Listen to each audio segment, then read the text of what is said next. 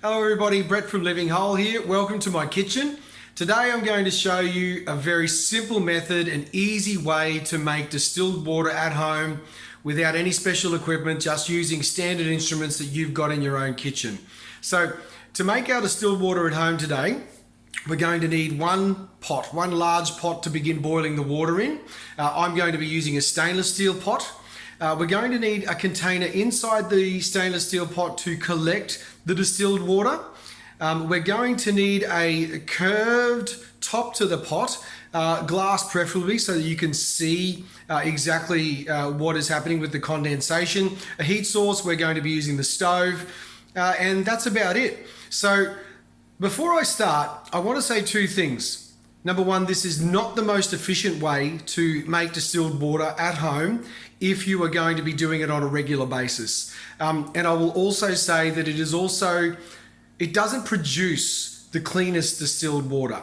There are certain things in your average town tap water, for example, chlorine, that are also going to be evaporated in the distillation process. And so that's why a high quality benchtop water distiller will remove those types of volatile organic compounds such as chlorine during the distillation process as part of the final filtration. And what I'm finding is that a lot of the channels out there that are describing how to make distilled water at home easily, they're not telling people this very, very important fact.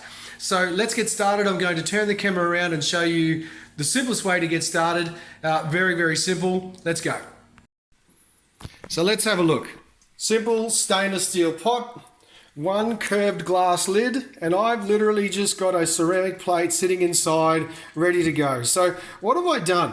I've literally taken the handles off of the curved glass lid, unscrewed that, and so that it creates a dripping point with the screw itself to drip into the container. Does that make sense? So pretty straightforward. I'm pumping this on high heat here, just letting it go as quickly as possible. And what's important is that there is a lot of ventilation between the cup, the collection container, and the boiling, let's call it the boiling chamber, but it's the stainless steel pot that I'm using here. So let me just grab this so you can see. And you can see, I'm just dripping it in there. Whoop, that's getting nice and foggy. You can see that we've already got some water dripping around in there. The distilled water is already collecting, and this has been going now for maybe 10 minutes. So really, really simple process. So all I've got to do is make sure that I get this on there sealed really well, and it's really easy to do. Make sure that the dripping point is directly over whatever your collection point is. Really, really simple. So let's reiterate. Stainless steel, I prefer stainless steel. Really, you can use anything, but stainless steel is my container of choice. A decent sized pot, I fill it up to about halfway. A smaller collection container, I'm using a ceramic bowl because it can handle the heat. A glass lid that is curved so that we can create, so the condensation, you can see it's running down there, running into this screw point here, where it's then going to drip into the collection container. That's literally as simple as it is, because distillation works by the process of heating the water to boiling point. The water evaporates, and then you need to get it to collect and cool somewhat and recondense. Now, if you want to speed up the condensation process, the simplest thing you can do is take a handful of ice and put it on top here. Really, really simple. Now, this is why I'm saying it's not super efficient. And let me turn the camera around so I can give you a little bit more information about this, and I'm talking to you face to face. So let me talk a little bit about the efficiency of what we're doing here. If you're wanting to make distilled water in relatively small quantities, probably not a bad way to go about it. But what I would say is if you want to speed up the amount of distilled water and you're getting that via the condensation that's dripping down from the glass lid, you're going to need to cool down that evaporated water that's condensing on the top. You can do that by putting some ice in the top. If your fridge makes ice, all well and good. You're still paying for the electricity, but I mean, that's one way to go about it. What I would say is that it's probably not going to be inexpensive, just purely based on the cost of the ice. That being said, you know, if you just want to try it out, then that's fantastic. I do want to give you guys a little heads up that some of these other videos about how to make distilled water are not giving anybody. I haven't seen them. And this is the thing. So here in Australia, our tap water is sanitized or, you know, disinfected with chlorine. Now, chlorine is what's called a volatile organic compound.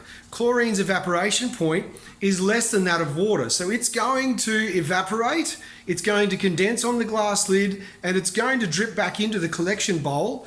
And you're going to be having that in your distilled water if you don't go through another filtration process to get rid of the chlorine in the water. My personal opinion, if I'm using it, you know, if you're using it for your car windscreen washer wipers or your iron, you wouldn't really care about that, right? Or if you're cleaning out your coffee machine with it, that's fantastic. If you're using it in your cooking or if you're drinking it, whatever it may be, I personally don't want chlorine in my water. So that's something to really keep in mind. That's why with the water distillers that we sell, the final stage, after it's finished condensing, it begins to drip through. There's a small nozzle that has a ceramic insert in it so that it doesn't touch any plastic or anything along those sorts of lines. The water then gets filtered through an activated carbon filter sachet and before it drops into the glass collection jug. So that sort of stuff is very important, and I think it's worthwhile keeping in mind that this is something that all of these other videos about how to make distilled water, they're not telling you, and I think it's very important. So distilled water is great. We've been using it for a long time. The boiling is going off over here. Just let me turn it down. I think if you're going to be making distilled water on a regular basis, doing it on a stovetop like this, in a do-it-yourself, make your own distilled water way, it's okay, but it's not going to be a long-term solution, and it's also not going to be the healthiest long-term solution as far as removing all of the volatile organic compounds that can be included in tap water, because it's literally not getting filtered out in that last stage. My personal recommendation, and I speak to lots and lots of people, whether they're looking for it for, there's so many reasons, health reasons.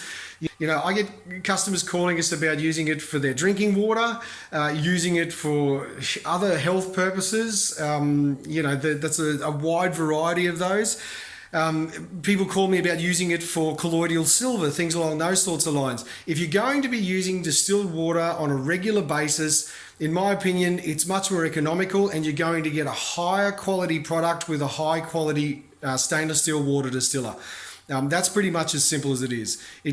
It's going to get a lower parts per million of total dissolved solids. You're going to remove the volatile organic compounds, and you're going to come up with a better product long term that you can depend on. That's really what it comes down to. So that's my take. It's very, very simple. You can make your own distilled water at home very easily. But if you're not taking into account the volatile organic compounds such as chlorine or things along those sorts of lines, the efficiency of the process, you're using electricity if you're doing it on your stove, you're using ice. If you're not taking those things into account and you want to do it regularly, then a high quality benchtop water distiller is probably the simplest and easiest way to go. You'll find a link to our benchtop water distiller, probably the best water distiller that's for sale in Australia, will be in the description below. Thanks for your time. Come back again. See you guys.